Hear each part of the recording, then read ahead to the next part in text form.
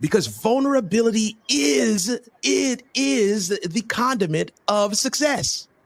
Sprinkle that bad boy all over. His strength is made perfect in your weakness if you're willing to share it. If you're willing to show people, I'm not quite finished yet. I actually don't have the solution. I'm telling you I have the problem, but I don't necessarily have the solution. I was blown away when I was working with a Alcoholics Anonymous group, and they said to me, you can't lead an AA group unless you have the struggle. I said, oh, well, that's the cheat code. What? What? You can't lead an AA group unless you yourself are a card-carrying AA member. I said, well, they figured it out. And this is what I'm trying to say to us. What AA figured out is what we all need to figure out. So I ask people, first coaching session, every time I sit down with somebody, I ask them, so what's your limp? What's your struggle? Oh, well, Kirk, what do you mean? What do you struggle? What's your deepest? What's the thing that you've been praying about for years? What's the thorn in your flesh? What's the thing that? Yeah. Maybe it's the drink. Maybe it's pornography. Maybe it's sexual promiscuity. What's your struggle? Maybe you're a liar, habitual. Maybe you are a train smoker, a couple packs a day. What's your struggle? What's your struggle? What's your struggle? Because once you can verbalize it, it doesn't mean you've solved it, but you've at least put it in the atmosphere that this is where I am weak. And when you put it in the atmosphere that you are weak, oh God, I'm trying my best not to get excited, sis. But when you put it in the atmosphere that here in this segment, I am weak here. When you put it in the atmosphere, you have released power that you will never gain access to any other way. You will never gain access to any other way. The Bible says we overcome by the blood of the Lamb, and everybody does the easy shout on the blood of the Lamb. Oh, I plead the blood. And we do the lap and we do the backflips. But nobody goes on to the next part of the statement, which says, and by the word of our testimony. And our testimony is our story. Our testimony is our limp. Our testimony is the fact that, yes, you see me today, but I was not always here. And if God can use me, oh, he can use you too. And that's the cheat code. And that's the cheat code. As I try to calm it back down, I'm sorry.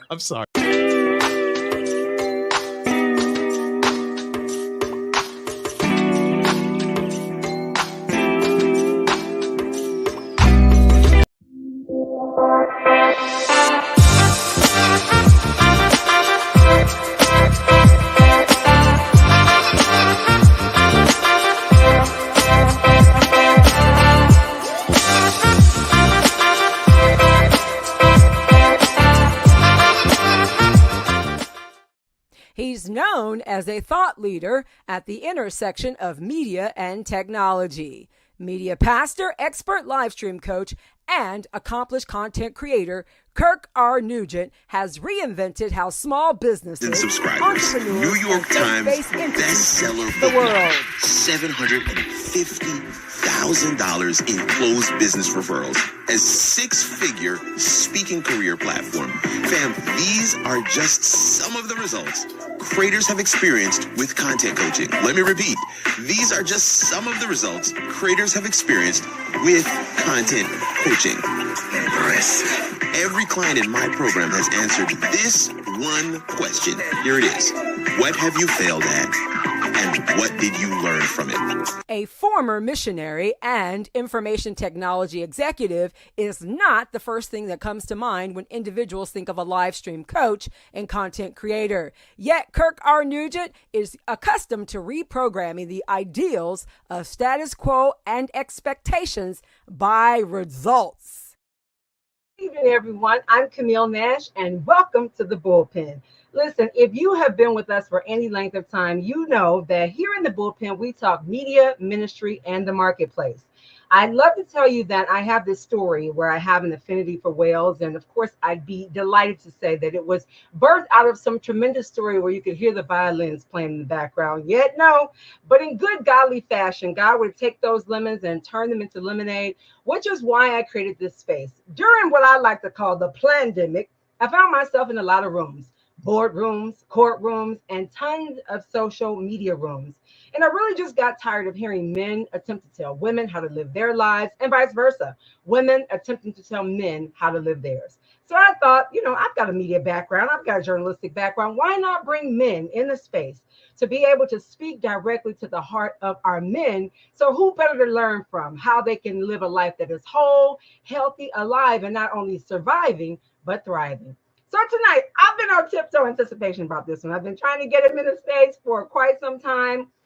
And I don't know about you all. I'm a little bit of a geek sometimes, and it's my little hidden treasure. And I find myself, I don't know about you, in this vortex of what I call the YouTube University. And that's exactly how I found tonight's guest. I found him. I was introduced to him from a foray from a perspective of what this foray did for me is it led me into this place where I got to learn more about him personally and professionally. And what I was really looking for, you all, is I was trying to find someone that would be able to speak directly to me in a language that I could understand when it comes to going live. Now, I've been in media a long time, a lot of the traditional media, over 30 years.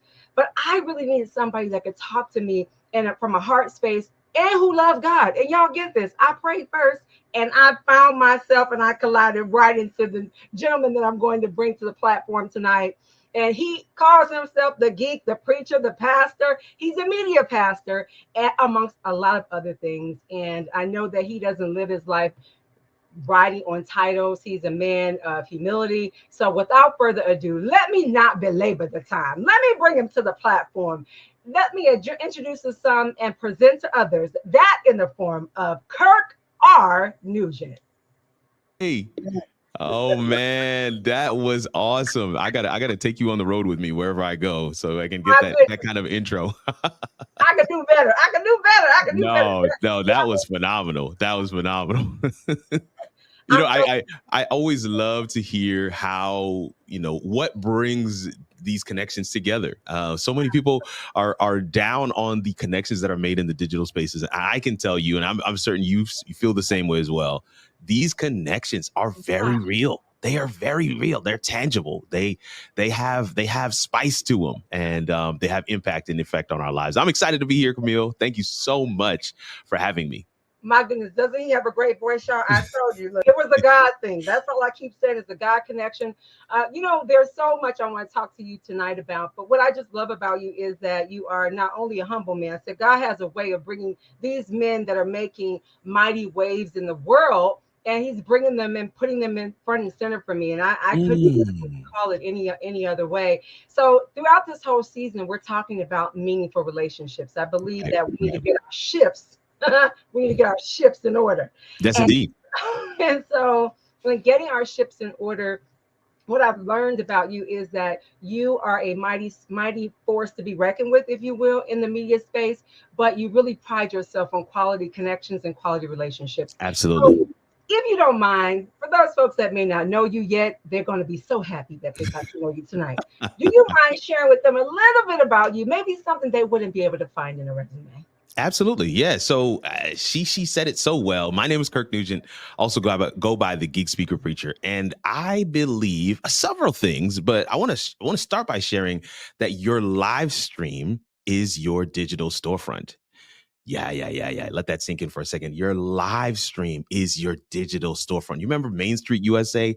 I know it's, politics season and election season, and all these people are talking about Main Street USA and what it used to be and what it used to represent. But what they used to have on Main Street was, basically almost like a corridor, right? You had shops on every side and the houses were above.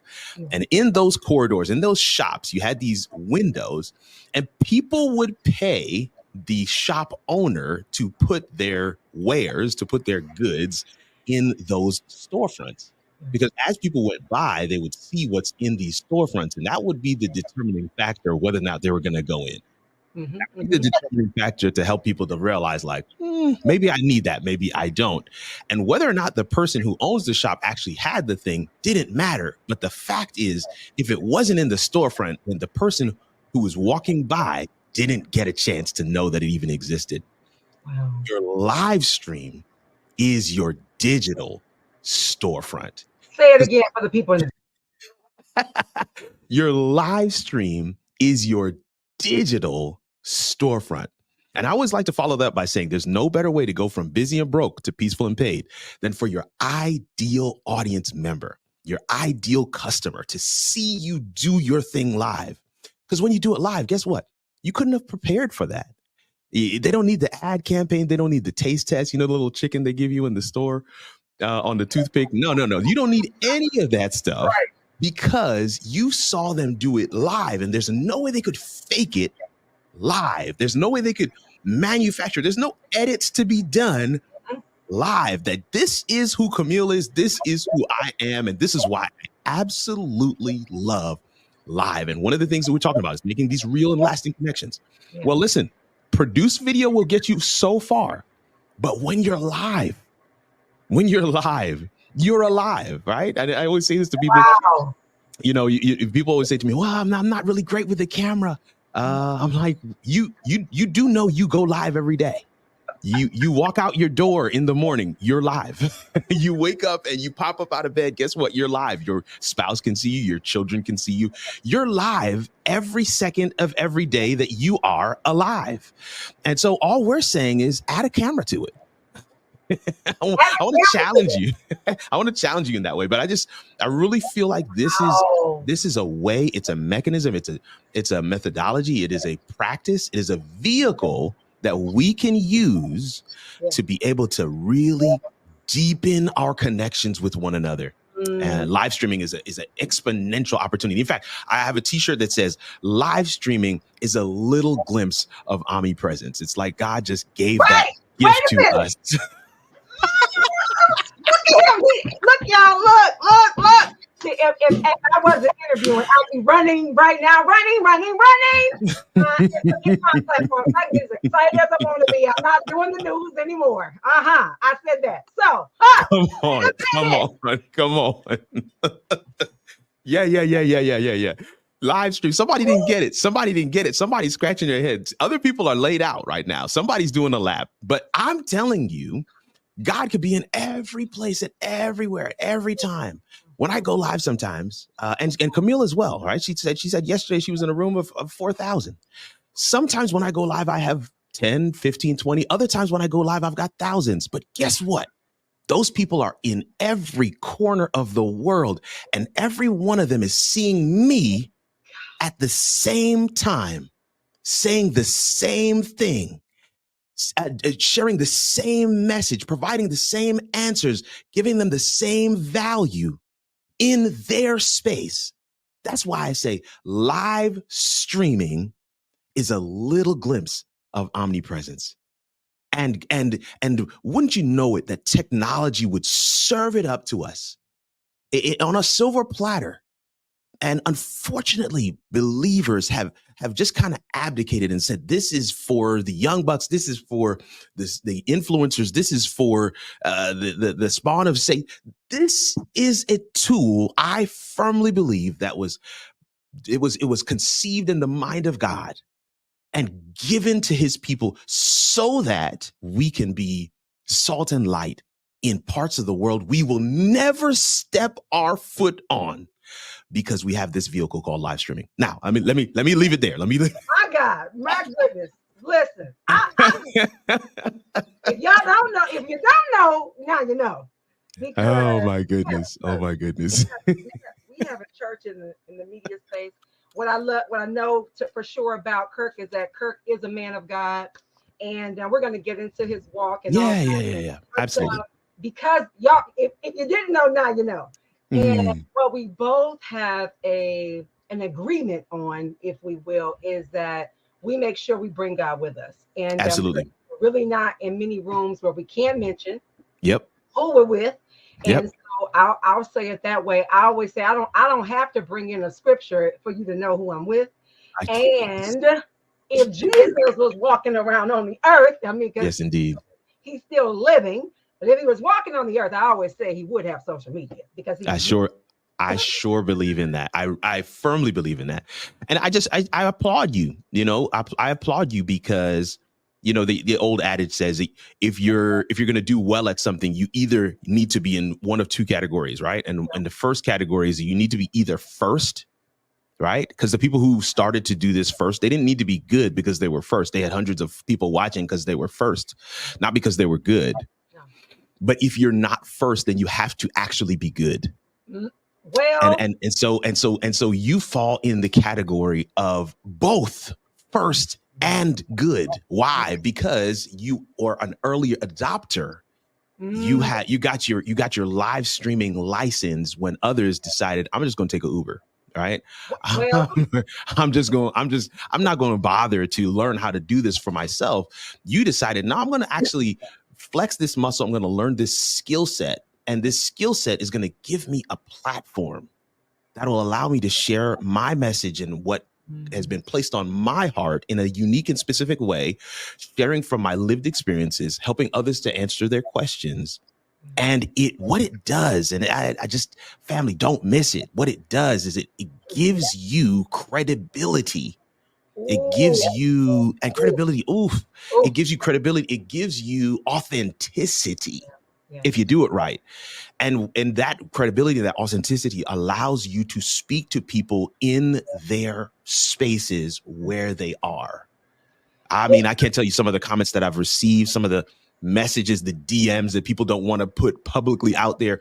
Man, when you did this video, I thought I was just coming here to help me get some Canva stuff situated. I thought I was just coming in because I wanted you to help me with StreamYard. I thought I was coming in because I needed to figure out my overlay game and get some videos right. But when I heard you say this, it shifted some things for me. And I had to go back to the drawing board. I can't understand what it is that keeps bringing me back. I've already understood all the things that you're teaching, but I'm still here. And why is that? It's because there's a deep and lasting and real connection and relationship that you're building with your audience every single time you go live. Well, Kirk, so many people are afraid. You said it. I'm still wrestling with the scripture that says we've been fearfully and wonderfully made. I'm wrestling with that right now on something. The Lord is showing me something on what does that really mean, because we've equated it to be afraid. And God uses us in many ways when we're afraid. I don't believe that when he slew the giant, we know he had some experiences. He said, I fought devils like this before. I fought giants like you already. So I know I can win. Yet I still believe that in his humanness, he could have had a little bit of trepidation. And absolutely. Absolutely. He was being afraid or being fearfully and wonderfully made with being afraid to move forward. And I want to say this publicly. I can't say that I didn't jump out here without kicking and screaming, because the old way of doing media is what I've known since the early 80s. It's all I knew. So to adopt and embrace social media, I can't say I didn't do it without some nudging, or maybe, let me say it again, a lot of nudging. A lot of nudging, pushing and prodding from other folks to say, no, you have something to say. And if I'm also transparent, because I serve in ministry and I'm a minister of the gospel, that also has been a fight with people accepting women to be able to share a message. It sure has. So I know a lot of our women struggle with that, even now in just everyday life. Those folks that are not in ministry, but that are not in vocation, but in an occupation. That's so critical. There's there's a very simple formula I like to share with the coaching clients and anybody really. It's a simple formula I share about content creation and live streaming, having any kind of content online. And it's three pieces. It's just three pieces, 3 steps. And you've probably heard this before many times, Camille, but the first one is to answer a question. Your content should answer a question. And it really speaks to the nature of online, right? If you pull up google.com, probably the #1 visited website in the world, what's on there? I challenge you to take a look. What's on there? It's a white page, and in the middle of the page, there's a one bar with a blinking cursor. And it doesn't have any instructions. It doesn't tell you what to do. You know what to do. You put in your search query. And what is a search query? A search query is a question. And when you answer a question with your content, what you're doing is you're putting your content in alignment for the algorithm to be able to pick it up and give it to the people who need the answer to that question. I'm going to say that again, because some of my faith-based folks didn't hear what I just said, because you think I'm talking about a technical algorithm, and I'm not. When you put your content in the form of answering a question, you are putting it in alignment for the algorithm that was there before the dawn of time, for the algorithm, right, that stood on nothing and called everything into being, for the algorithm that said, I am the I am, right? For the algorithm to put your content in the hands of those who need it most. Some say it's a magical thing that happens. It's almost a miraculous thing that happens. And there are geeks out there that like to try and describe it and oh, I love that the algorithm brought us together. Do you really think the algorithm brought you to my content? I challenge you. I challenge you to think about that for a second. So the first step is to answer a question. Your content should answer a question. The second step is for your content to be consistent in topic, consistent in time, consistent in delivery. Just look at what Camille has done.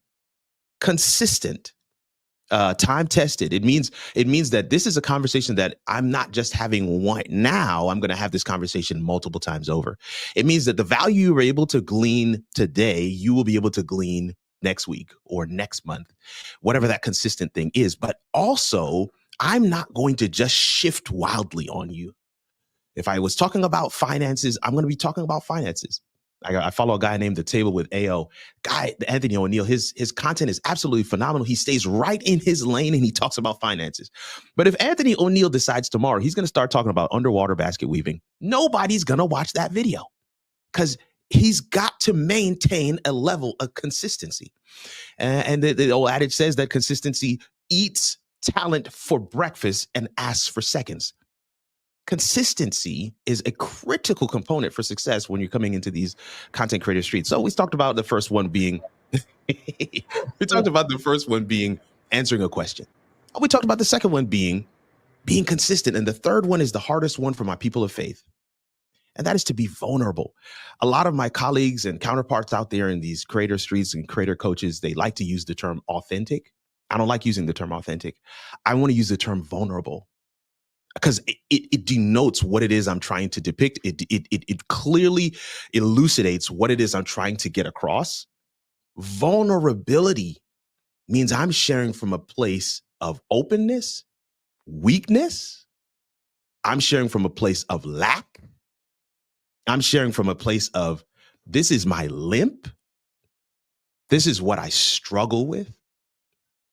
But unfortunately or fortunately, the way that it has been set up, I don't know if you know this old phrase, it says his strength is made perfect in our weaknesses. But the way that it has been set up is that if you want to be successful, I'm telling you principles that I teach to creators, regardless of their religious affiliation, whatever their belief system or structure is, you want to be successful. The most critical ingredient, yes, you got to answer a question. Yes, you need to be consistent. But the most critical ingredient is for you to be vulnerable. For you to share from your weakness. Like, y'all, I struggled at this thing. I had a lady that's in the finance space. She feels her life's calling is to help people get free from the bondage of debt. I said, okay, let's figure it out. And we realized that the strategy we were employing was not going to ever work. Why? Because we weren't sharing her struggle. Nobody cared that she is now a multimillionaire. They cared that she was $750,000 in consumer credit card debt, and she paid it off in a year's time. Everybody wants to hear that story because it's a story that starts from the lack. It's a story that starts from a vulnerable place. She, for months, did not want to share that story. I'm working with a guy right now. He's an endocrinologist. It's a big term that just means he deals with lifestyle diseases, mainly diabetes, hypertension, high blood pressure. And one of the things I was sharing with him in his content, I was like, man, one of the days I was having a coaching session with him, I said, bro, I know this is a weird statement, but it would almost be better if you had diabetes, that we could share from a weakness place these principles and practices that you're teaching that are gold that could actually get people across the line. The next session, he would not allow me to start because he wanted to make a confession. He's like, I actually have diabetes, but I can't share that I have it because it will mess up my business as an endocrinologist. I want to tell you, as I sit here with you today, this is a couple months later, he has finally gotten to the place where he decided, I'm going to share with people that I have the struggle too. And do you know what it did for his in-person business and for his content? Yeah. It soared. Because vulnerability is the condiment of success. Sprinkle that bad boy all over. His strength is made perfect in your weakness if you're willing to share it. If you're willing to show people, I'm not quite finished yet. I actually don't have the solution. I'm telling you I have the problem, but I don't necessarily have the solution. I was blown away when I was working with Alcoholics Anonymous group, and they said to me, you can't lead an AA group unless you have the struggle. I said, oh, well, that's the cheat code. What? What? You can't lead an AA group unless you yourself are a card-carrying AA member. I said, well, they figured it out. And this is what I'm trying to say to us. What AA figured out is what we all need to figure out. So I ask people, first coaching session, every time I sit down with somebody, I ask them, so what's your limp? What's your struggle? Oh, well, Kirk, what do you mean? What do you struggle? What's your deepest? What's the thing that you've been praying about for years? What's the thorn in your flesh? What's the thing that? Yeah. Maybe it's the drink. Maybe it's pornography. Maybe it's sexual promiscuity. What's your struggle? Maybe you're a liar, habitual. Maybe you are a train smoker, a couple packs a day. What's your struggle? What's your struggle? What's your struggle? Because once you can verbalize it, it doesn't mean you've solved it, but you've at least put it in the atmosphere that this is where I am weak. And when you put it in the atmosphere that you are weak, oh God, I'm trying my best not to get excited, sis. But when you put it in the atmosphere that here in this segment, I am weak here. When you put it in the atmosphere, you have released power that you will never gain access to any other way. You will never gain access to any other way. The Bible says we overcome by the blood of the Lamb, and everybody does the easy shout on the blood of the Lamb. Oh, I plead the blood. And we do the lap and we do the backflips. But nobody goes on to the next part of the statement, which says, and by the word of our testimony. And our testimony is our story. Our testimony is our limp. Our testimony is the fact that, yes, you see me today, but I was not always here. And if God can use me, oh, he can use you too. And that's the cheat code. And that's the cheat code. As I try to calm it back down. I'm sorry, Camille. And that's the cheat code. You go get him. You go. Woo! If you are running, if you're not running right now, I don't know what you're doing. I don't know if your pulse is limp or something happening with your pulse. If you are missing any of what Kirk has shared already, we talking to Kirk R. Nugent. Y'all write that down. N-U-G-N-T. Oh my word. The media pastor. The geek media pastor. Come on. Preacher, speaker, leader. That's who we're talking to today. Oh my word. I missed you this morning. That's what happened. The Lord knows. I saw you walking, but I didn't get a chance to hear the Motivation Monday speech. Motivation moment. I didn't hear that today, but I got it now. My goodness. Now look, I hope you all are, we just getting started. We really are. Kirk, I don't even know. I don't know. I don't know. Oh my goodness. My goodness, the limp. Let me come back. There's a lot to unpack. I'm telling you. There's so much here, Kirk, because many of us, we are trained and we are produced, if you will. Yeah. My background is in broadcast as well. So I know what you're saying. Yeah, we are trained and go ahead. We're trained and produced to put on these masks. So I just want to know, like, let's just talk straight before we go back to early Kirk. Let's just talk a little bit about like what is standing in our way. Like why are we outside of the Instagram post, outside of only wanting to show people the beauty and not showing the ashes? What's holding us back? I know you're hearing this in your conversations. I hear it all the time. And I'll be honest, as a coach, I use it as a barometer for whether or not the person's going to be successful. Oh, no, I do. I have a note section in, for every coaching client, and I have a whole set of fields and things that I'm checking off. And in one spot, I'm literally gauging with different questions. I don't ask it straight on, but with different questions, I'm gauging their willingness to really be vulnerable. Their willingness to actually share what's really going on. Here's why people are not willing to be more open and honest is because of the way we have structured our society. Yep, that's it.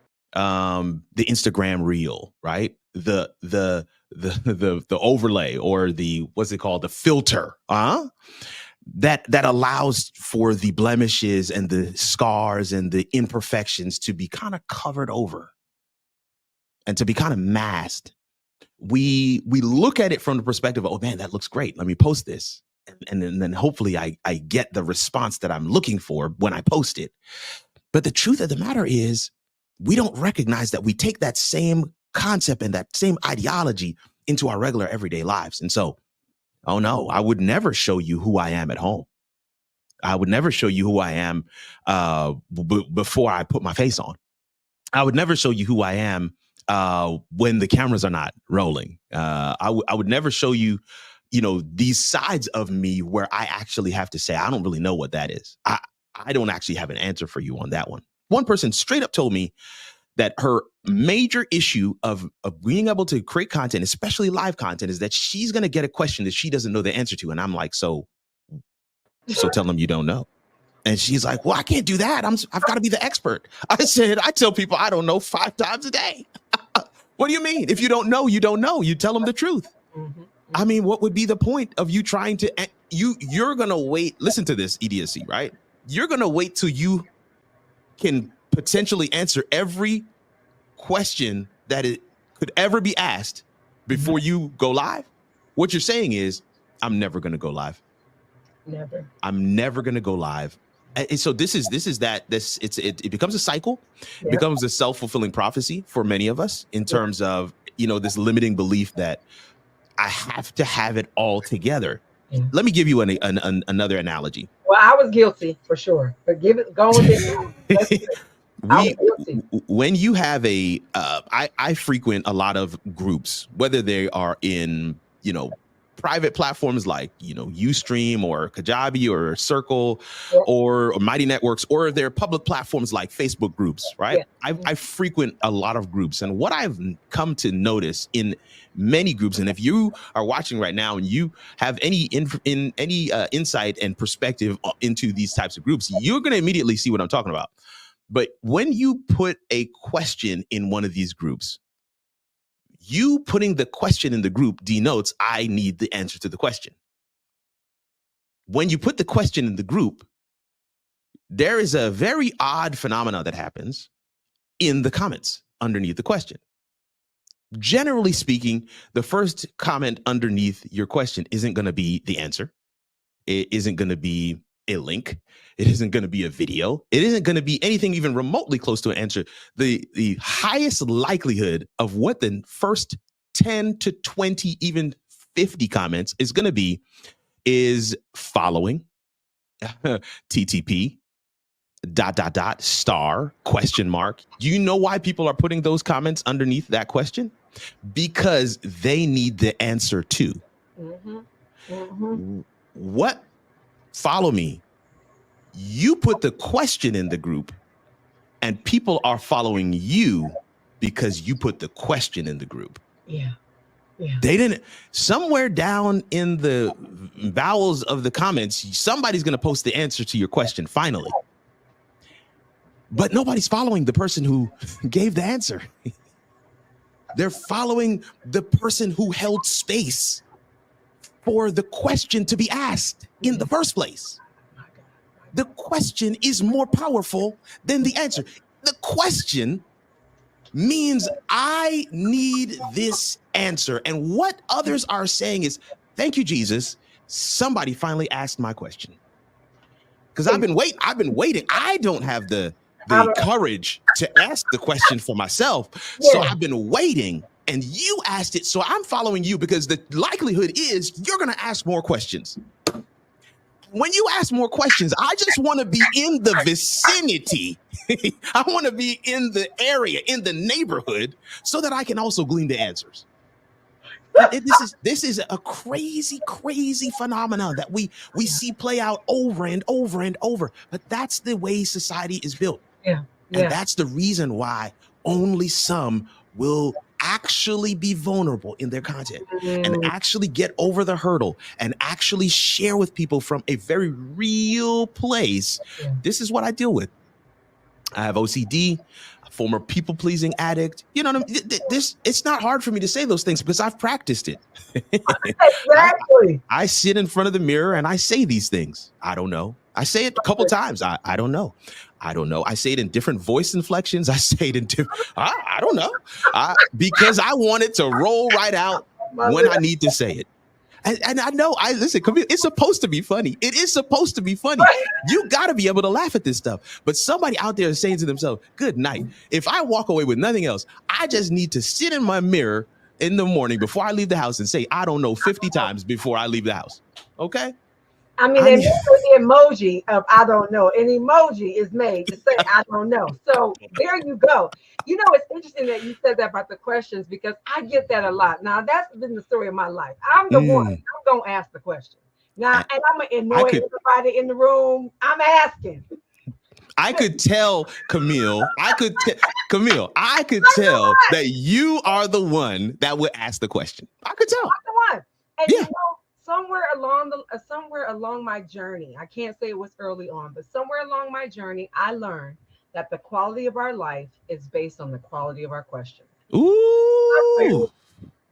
Somewhere I learned that. Ooh. So I don't care what room it is. I'm asking if I want.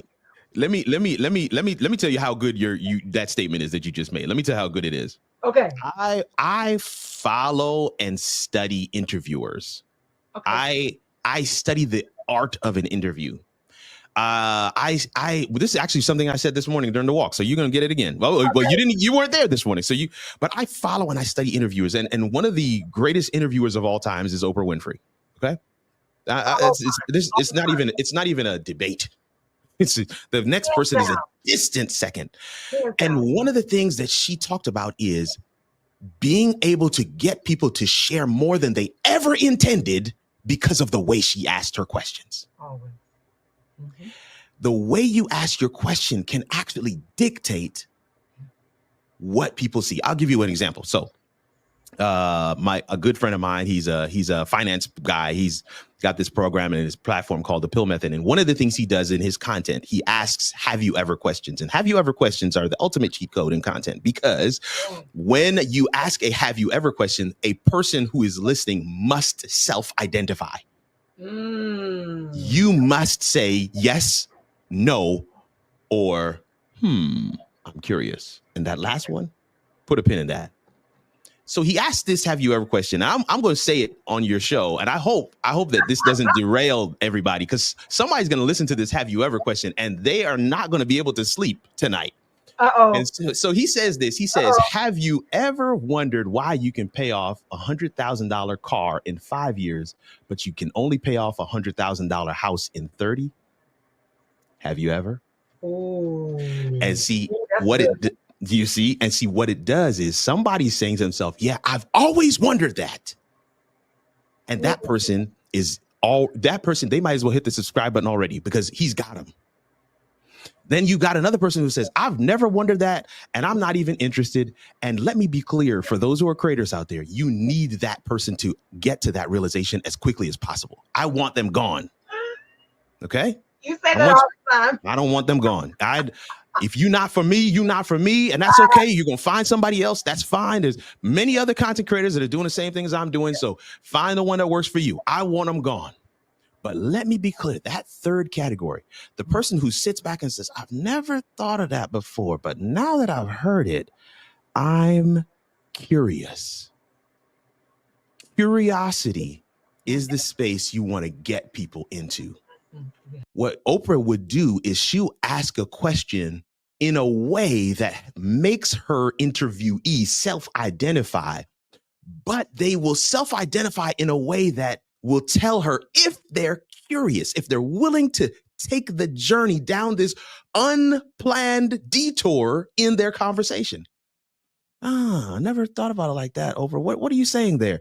And then she'll give them a little more, and then now it becomes a full, real, unplanned, unscripted conversation. And those are the best interviews that you would ever want to hear, that you ever want to be a part of. Have you ever questions force people to self-identify? But more importantly, have you ever questions bring up curiosity? One of the things I was saying this morning is, are you curious? I did hear that. Mm-hmm. Yeah. Are you curious? Are you curious? So many of us have lost that curiosity. It's funny that you mentioned Oprah, because her biggest mentor was Dr. Maya Angelou, and I love Agreed. Both of them. You know your stuff. A lot of people don't know that. Yep. I definitely do. I followed her for years, since 1986. Come on. So who's talking Chicago? So come on. Listen, I still go back and watch some of those. Masterful stuff, man. Definitely. I also even can recall where she switched, where she went from, some folks are trying to utilize the platform for their own gain. Right. She said, I'm changing everything. I'm changing everything, which is kind of what has brought me to this place of building out my own. Come on. I'm a stranger to the space, and I know a lot of what happens behind the scenes in traditional media, television, radio, and print. So I'm blessed in that way. But there's something I heard you say, and it may have been a few months ago. You were talking about just more or less about our journey, our life's journey. And many of us, when you come from faith, you know this. But when you really look at how God builds the blocks, how he builds the blocks to prepare us for what's already prepared for us. I want to talk about you when you were a younger person. I heard you in another interview. I do my homework. Even though I'm a fan, I'm a friend, I still do my homework. And but I know that you lived in Africa at one time. But that's right. I also know that you didn't always come from the Christian faith. So I want to kind of go back for a little bit, because a lot of folks, there's people that listen that may not come from faith, that may not know God at all. So we encourage that, obviously, that they ask the question. More importantly, absolutely, you found your own path to God. So I wanted to talk a little bit about you, and from your past, from your childhood. Our audience doesn't know much about you yet. So if you don't mind sharing with them just a little bit about your journey and how you came up in what element of faith and how you found Christ. Yeah. I love this. So I'm a third culture kid. Which what does that really even mean? It means my parents are both Jamaican, and they migrated to the United States right around the time I was born, and so I grew up a part of a third culture, essentially. My parents are Jamaican. I live in the United States, but I'm neither. So I'm a third culture kid, and then somebody's out there right now saying, "Dang, I didn't even know that's what I am." But that's exactly what you are, right? You're at home. There's a whole cultural thing that happens, and you can switch and go into the patois and say, "Yeah, man, walk on," and this, that, and the third, and we can talk a thing or two. But then you switch back, because when you're with your friends, you're back around your peers, and you're doing your own thing, and so you learned how to kind of ebb and flow. So third culture means a whole lot just in and of itself. And one of the things I always say to folks is, you got to know you so that you can help people to identify who you are. They can identify themselves and the pieces of their story that they see and hear in your own story. That's a whole nother cheat code for another time. But I grew up as a third culture kid, born in New York, raised in Florida. And my parents were recent converts to the Seventh-day Adventist message, the Seventh-day Adventist faith. And so we grew up very strict. Listen, when I say strict, I'm talking about as strict as you could possibly be. I was the second child. I just kind of bristled against that whole, tight-laced, everything has to be just so. I firmly believe, I've had open, honest conversations with my parents now as an adult, that there's a lot of works-based theology impressed upon us during those early years. You've got to do this in order to get that. You've got to do this in order to, God's not going to like you. He's checking his list. If you're not doing good when he gets to your name, you're going to hell. And it was a lot of works-based theology that was shared. And so I went on my own journey of being able to figure out if that's what God is, I don't know if that's what I really want. But then I really wanted to understand and know some things for myself. I remember being in college and asking my girlfriend of 3 years to marry me. And then a few weeks later, meeting her boyfriend. That's a whole nother story for another time. But it was a moment that shook me. It was a moment that shook me. It was a moment that caused me to come back to my roots and say, what am I actually grounded in? I remember graduating from college and going to Maryland. I moved to Maryland right after college, and I was trying to get a job there and couldn't get a job, just couldn't get anything going. And I remember talking to my dad and saying, I'd want to come back home to be able to figure out some things. And my dad asked me a very pivotal and critical question. He said, you can deal with the issues you're facing there in Maryland, or you can deal with those issues here in Florida. You can decide where you will face the issues, but make no mistake, you will face the issues. And so I went back to my closet, and I for the first time as a post grad, right, 22 years old, I said, okay, God, what do you want me to do? And I remember hearing him say to me as clear as I'm talking to you, Camille, you need to stay in Maryland. And that decision, it changed the trajectory of my life. In Maryland is where I met and married my wife. In Maryland is where I found faith at a church in Baltimore called Miracle Temple. In Maryland is where I became a parking lot attendant. And at the church that I was at, the parking lot attendant had to come early before church started and pray over the parking spots. See, some of y'all just show up for the easy shout. I'm talking about showing up before people arrived. And I said, God, if you could just give me these parking spots. I pray over every family that is going to be, I pray over, they might be having an argument at home right now. And I pray, God, that, I'm telling you, I learned the power of being able to serve from second. Because I wasn't in the limelight. Right. I wasn't in the limelight. I was never going to be standing on the podium, in the pulpit, at the microphone. I was going to be serving from second. I graduated from the parking lot to the front door. I was a greeter. I graduated from the front door, from the outer front door to the inner front door to the sanctuary. And then I graduated from there to being a deacon. And I stayed there for a while. I liked being a deacon. Yeah. And then I graduated from being a deacon to being an elder, ordained. And then what I'm trying to share with people is it wasn't a boom. It happened gradually. And none of these steps were steps that I orchestrated myself. These are all things that the God above orchestrated. When I got to being an elder, the job I was working at the time asked me if I would consider working as a missionary in South Africa. My God. At that time, my wife and I were newly married. We had one child. And we said, I wanted to say no. That was my answer. Y'all don't know what this life is like. Listen. My family fought so hard to get here to these United States. I was like, no. We're going to stay right here because my family worked too hard for us to be moving back to Africa right around now. Right. And I remember sitting with my wife. My wife was ready to go. She's like, let's pack our bags. Let's go. She was just so ready to go. Yeah. I just couldn't understand how she was ready to go. And I remember us sitting down, we talked about it, we prayed about it. And the answer I got from God was not quite the same. The yes answer or the no or the wait. God was like, I can't answer you because you already know what the answer is. Oh, you know what the answer is. And you want me to say something different. You want me to say, you only praying because you want me to say what you want me to say. So you go ahead and fill in the blank with whatever you want me to fill in the blank with. But what I'll tell you is this, my blessing for you is in Africa. You can stay here if you want to, but my blessing for you, my covering for you, my lot for you, the path that I have you on, it's over there in Africa. And so I said to Kanique, no, there's no way we could stay here. We got to go to Africa. And so we went to Africa. We spent 5 years there, beautiful years. I would not trade them for anything in the world. They galvanized our family. I mean, my wife and I are a inseparable pair.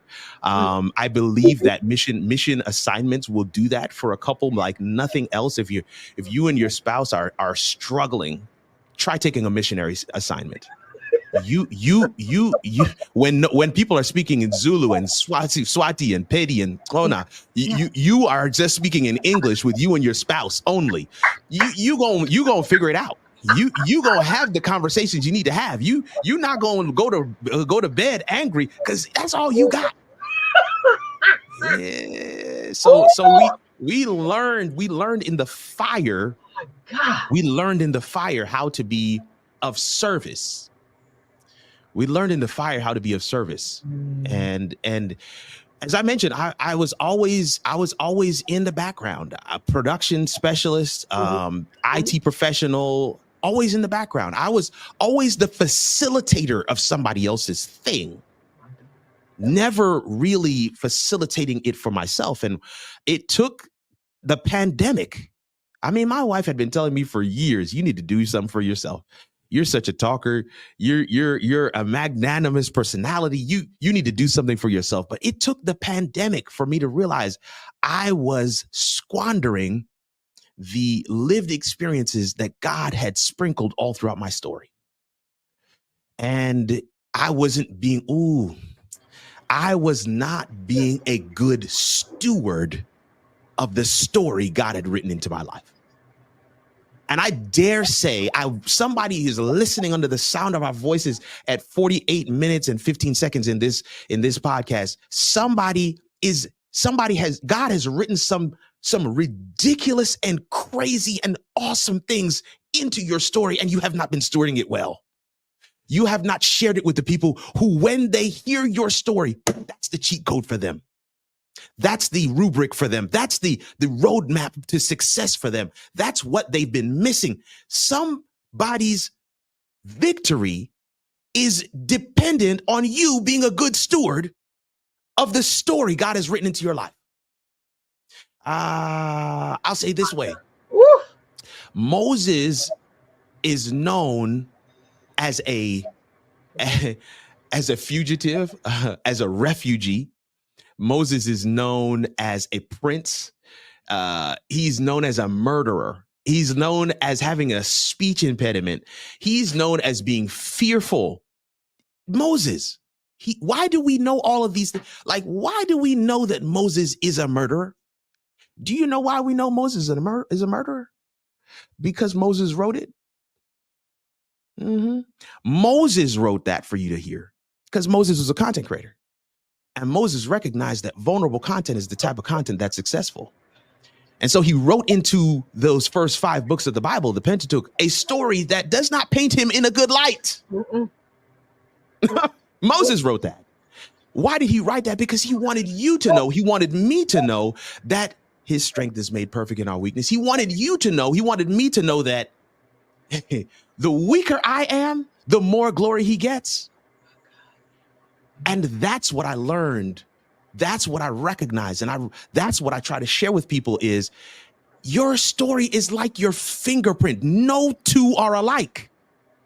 And because it's your fingerprint, God is asking you to do what he's called you to do with your story.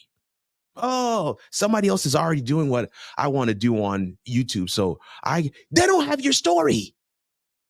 They don't have your gifting. They don't have your lived experiences, the good and the bad. Because let's be clear, the word says God works all things together for the good of those who love him and are called according to his purpose. The reason why he says working it together is because some of the decisions are ours. And when we make those decisions, we go off track and we go outside of his will. And yes, we may have to deal with some of the consequences, but as long as we are willing to give it back to him, he will work it together for his good, for our good and for his glory. And those are the pieces. When we share with people, hey, here, right here in this part of my story, I went way off, y'all. I was in left field. I was in the far country. I asked for all of my inheritance, and I went and I spent it on riotous living. I was out here. And then God brought me back. Because when you share those stories, when you tell people how far God has brought you, they're now willing to listen to whatever you got to say. But if all you can say is, well, look, the tie is right, and you know that the lineup is crisp, and praise the Lord. If that's all you've got to share with folk, you don't have any street cred. You got no credibility. They need to know, man, listen, I didn't smoke. I didn't, not like Bill Clinton. I inhaled. I've been drunk as a skunk. Okay. I know what that life is like. I know what God has brought me from. I'm not ashamed to tell you where he's brought me from. I'm not glorying in my weaknesses or in my dark seasons. I'm just telling you that if you find yourself there, God is able and willing to bring you out. Well, hey, y'all, look, I know I had to stop by and interrupt for just one quick moment, but I want to make sure that you know how important you are as a subscriber or even a listener. I need you all to please do me a favor. And I know everybody's asking for, contending for your time, your attention, your subscription, but I want to ask you just to do me a favor. If you are here enjoying what's happening here at Camille Nash TV, please be sure to like the show, whatever you're watching, like it, please. Why don't you comment and even subscribe? That way we know that you are here. We're doing everything that we can to uplift and inspire our men. We want to, I say it all the time. It takes a transformed heart to create a transformed life. So it takes transparency in order to see transformation. You don't care about any of that. What's most important, I stopped by because I want to remind you that you matter, your listenership matters, and also to inform you that if you have not already, be sure to go on over, if you're on Facebook, to the Bullpen Show with me, Camille Nash, the redhead, so that you can stay connected and glued in with all of our guests, not only the guests that are forthcoming, but all the guests that have come in season 1. We're going to be wrapping up season 2 soon. And I've got a lot of other big stuff that's coming over the next 3 months. It's just going to be explosive. It's already explosive. And we're going to be dropping remnants of it throughout all the aspects of social media, and also, more importantly, in our Facebook group. So you all go on over there, stay connected, and don't miss anything that's happening. I hope life is treating you well. Let's get back to the episode. And to tell people, look, it's not because both of us are on camera why you should listen. It's because we were just obedient enough to say, I'm going to tell this thing every single chance I get, as long as the Lord gives me breath.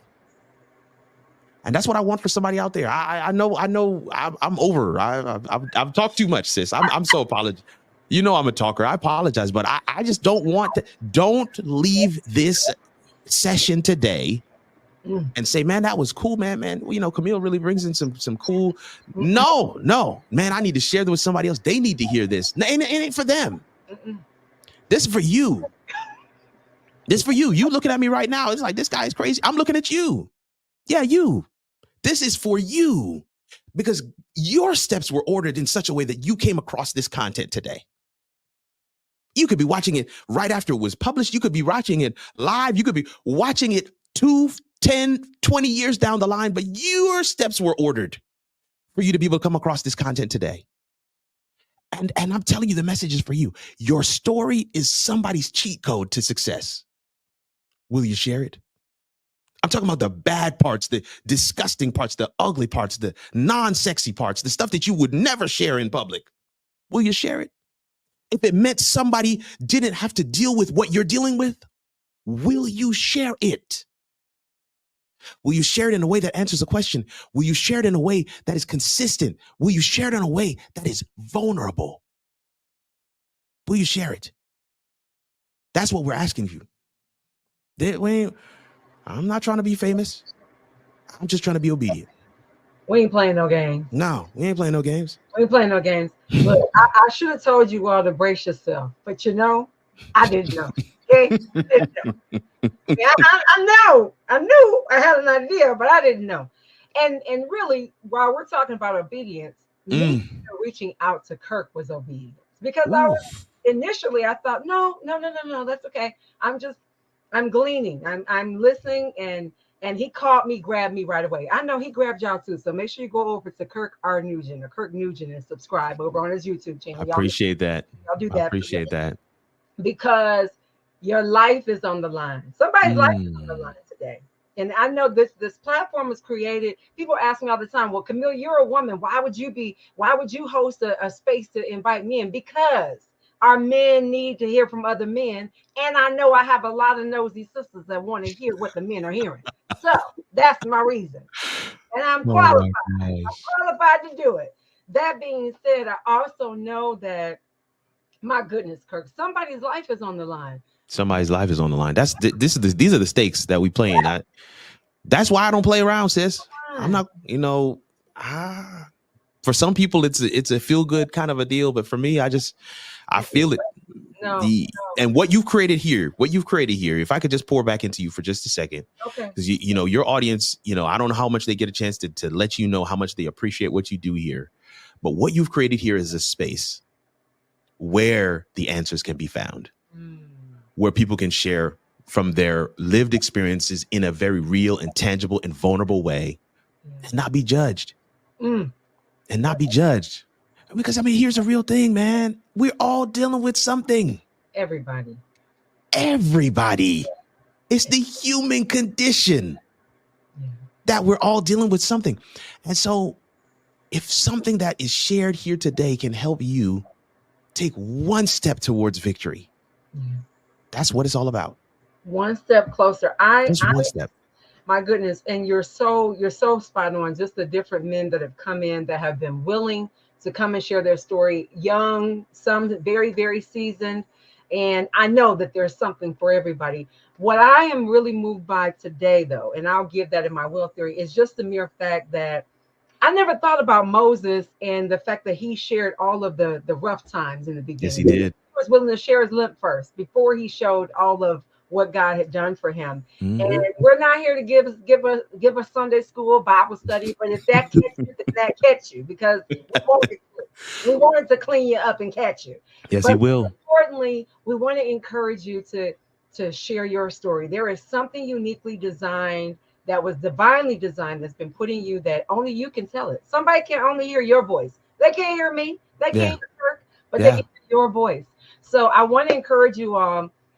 And I'll encourage you more, but definitely go over to kirknugent.com. I'll have more information, more links in the description. But you all will, I promise you, he caught me because the Lord orchestrated it. I still believe, because it was an answer to prayer. And now that we're talking, we heard from Kirk already. You all go back and rewind where he's talking about the algorithms. What is the algorithm? But anyway, and I believe that, because we're talking about getting our ships in order, Kirk has done such a great job. I see him all the time with people from all walks of life and making connections in media. And so that's really what I wanted to talk about tonight, which is what we did. But also, more importantly, this is about you. It's about your story. Kirk, I want to ask you just one other question before we wrap up tonight. Sure. We're out of time. How? I could talk to you for another hour. My goodness. Kirk came in here, you all, and I know some of you all that's on the floor. Get up. Get up. Get off the. Get up. I need you to get up, because there's work to be done. Okay. So oh my goodness. Plane, and I need you back up. Kirk, what would you say since we're talking about meaningful relationships and connections? Yeah. Especially when it comes to media and all that you do and have been gifted and blessed to be able to do in amongst all the things that God is going to do even for you in the future. What would you say is the longest lesson? What's the lesson that took you the longest to learn when it comes to relationships? Man, the longest lesson it took for me to learn when it comes to relationships. What immediately pops in mind is the everybody's at a different space, and you do have to meet them where they are and allow them to warm up to where you might want them to be, or leave space in the relationship to recognize that maybe the dynamic with this particular person might be slightly different than what you have with someone else. It took me a long time to recognize, like, everybody and I are not going to have the same type of engagement. The engagement is going to look different. It's going to feel different. It's going to sound different. It's going to have a different ebb and flow to it. But one of the things that I find to be unequivocal is that while being engaging and being authentic, being somebody who responds to the questions with, genuine nature, a desire to see this person's good, while that is a strategy, it has to be more than a strategy. If you don't genuinely want the good for people, it will show no matter how much you employ this strategy. No matter how much you decide, oh man, I'm going to respond to all the comments. I'm going to be cheerful. I'm going to try and be respectful. But if you don't actually want their good, and I don't know what that's going to take, I don't know what it's going to require. It's not a question that we're going to do as a group and answer it together. You have to answer that for yourself. If you don't actually want someone's good, these are relationships. I'm not just talking about online. I'm not just talking about in content creation. I'm talking about in every relationship you have in your life. If you don't have a vested interest in in the other person's good, like deep down inside, innate in you, not from the perspective of what they can do or what you get from this relationship, if you don't have that, it will show. And when it does, it is a disaster. So we're talking about relationships, man, whether they're digital, whether they're in the digital space or they're in the real space, whether they're familial, whether they're, long-term friends who have been rocking with you from I don't know how long. There's got to be a genuine desire to see their good. And if that's not there, you need to take some time out to recognize what you need to do so you can get there. The best part of being a good friend is actually being a good friend yourself. You've got to be the good friend first. So I'll leave it there. That's probably the lesson that I would say I'm even now still learning and giving myself grace. Like, oh man, I got to see that from another person's perspective. Maybe I didn't do that quite. It didn't come off the way that I hoped it would. But the truth of the matter is, man, if you don't have that desire, that there is some internal work you need to do to figure out, why don't I? And once you figure that part out, you actually have more content to share. Just, every problem that you have is content that you can share because somebody else guaranteed has that problem. That's so good. My goodness. I mean, and I love your transparency, of course. I always say transparency is what leads to transformation. Transformation is such an overused word, but it does still exist. It does. If you want change. So my goodness, I tell you what, it has been a delight. You are definitely a brother now, for sure. I thought you were before, but you are.